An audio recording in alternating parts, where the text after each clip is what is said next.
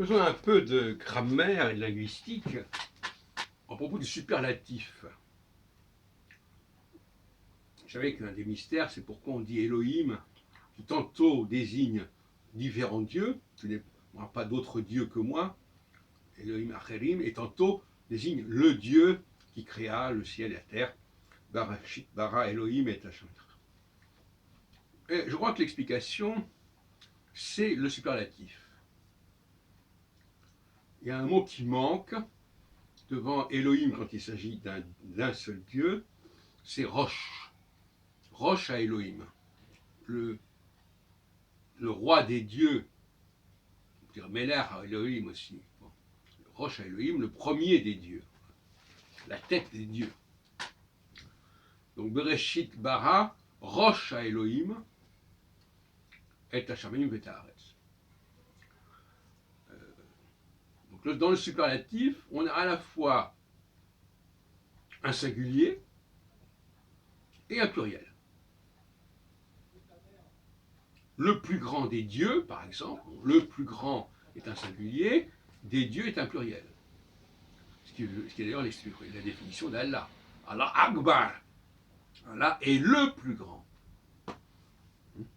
Et là, ce qui manque, la forme qui manque dans Allah Akbar, c'est, on ne dit pas il est le plus grand des dieux. C'est sous-entendu. Des dieux devraient être au pluriel. On a supprimé le pluriel parce que, justement, dans une sorte d'hubris, on a voulu aller jusqu'à dire qu'il non seulement il était le plus grand, mais qu'il n'y en avait pas d'autre. Qui est un petit peu paradoxal. Hein, je suis le plus grand champion, mais il n'y avait pas d'adversaire. Pas très bien ce que ça peut vouloir dire. Donc il se trouve dans des espèces d'impasse quand on va dans ce genre de surenchère, il est le plus grand, etc.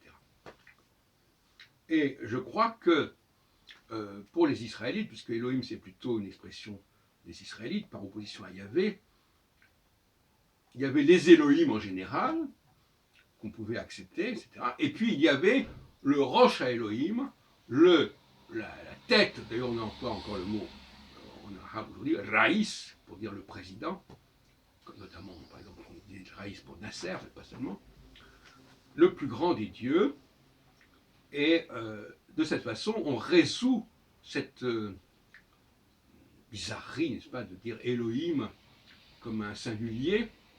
Non, Bara est un singulier, il créa, mais c'est Rosh qui est le sujet de Bara et pas Elohim.